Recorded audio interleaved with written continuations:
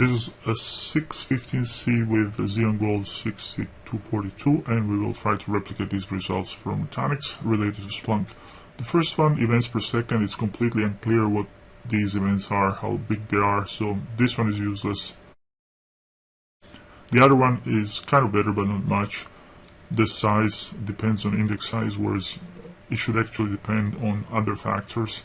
But at least we can copy the rest of this FIO test file and put it in a virtual machine. This one is called C1, which has a volume located on VMFS that is backed by the EF280, which is populated with 24 SSDs in a DDP array, which is a RAID 6-like data protection mechanism.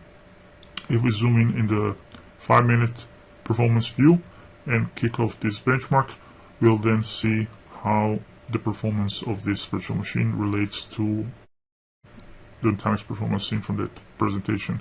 So the parameters are the same, except that I totally max out the controller and file system. You can see I left only 246 meg on a 64 gig file system free, and I have 32 jobs of 1.9 megabytes each, or megabytes each, which then generates a workload that we can observe in the performance view. Now here in this slide, results very unclear whether it's per node, per index, or what is this, but anyway, 9,400 versus 22,000. We can see we're getting 12,000 and 30,000 respectively, so much better.